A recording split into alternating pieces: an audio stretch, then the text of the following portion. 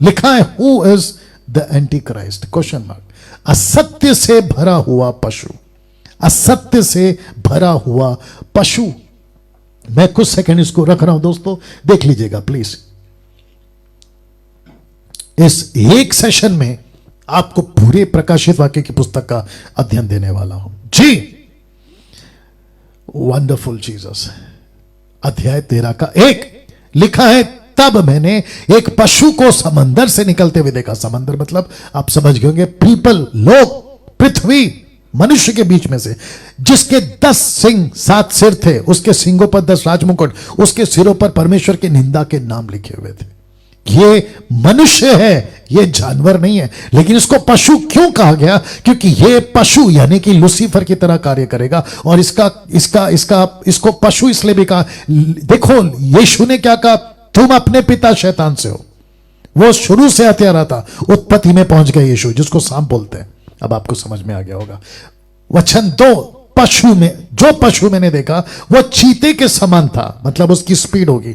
उसके पांव भालू के से थे, ताकतवर होगा। उसका मुंह का सिंह का मुंह होगा, मतलब ये लोगों को डराएगा। अजगर ने अपनी सामर्थ और अपना सिंहासन और बड़ा अधिकार उसे दे दिया। याद होगा ना आपको, यीशु के पास आकर क्या कहा लूसीफर ने, मुझे प्रणाम कर, मैं सब कुछ तुझे दे दूंगा। याद आ गया आपको? वैसे ही एंटी क्राइस्ट किसकी वर्शिप करेगा? लूसीफर की। और आज की तारीख में इल्यूमिनाटी, ये शैतान की कलीसिया, कितने लोग लूसीफर के वर्शिप अभी ऑलरेडी स्टार्ट हो गए। फेसबुक पे जब मैं डैनियल की किताब का अध्ययन दे रहा था, तो कितने एंटी क्राइस्ट के फॉलोवर्स ने फेसबुक पे कमेंट्स पे लिखा, लूसीफर की जय हो, लूसीफर की जय हो। Can you believe this? ये ऑलरेडी स्टार्ट है। तो लूसीफर क्या कहेगा? एंटी क्राइस्ट को अपनी ताकत देगा। ये पॉलिटिकली भी पावरफुल होगा और रिलीजियसली भी पावरफुल होगा, जिसके चलते one government, one religion, one king या वन रूलर ये बन जाएगा। इसको सपोर्ट देने के लिए आ रहा है। वचन 11 में लिखा है, फिर मैंने एक पशु को पृथ्वी पर से निकलते देखा, जैसे पिता परमेश्वर ओल्ड टेस्टमेंट में, न्यू टेस्टमेंट में यीशु और कलीसिया के युग में पवित्र आत्मा अचानक से आ गया, वैसे ये आएगा अचानक से। इसको कहीं से पैदा नहीं होगा, ये अचानक आ जाएगा। लिखा है, पृथ्वी में से निकलते हुए देखा, उसके मेमने के से 2 सिंग थे, वह अजगर के समान बोलता था। पवित्र आत्मा क्या कर रहा है? यीशु की बातों को ले रहा है। पवित्र आत्मा क्या कर रहा है? परमेश्वर पिता की बातों को ले रहा है। पवित्र आत्मा क्या कर रहा है? कलीसियाओं को तैयार कर रहा है। यह झूठा नबी दोनों का सहारा लेकर आगे बढ़ेगा। नाउ वचन 14, यह उसकी मूर्ति बनवाएगा। किसकी? एंटी क्राइस्ट की। वचन 15, यह कहेगा मूर्ति की पूजा करो, अगर नहीं करोगे तो मरवा डालूंगा। और सबको इसने क्या कहा?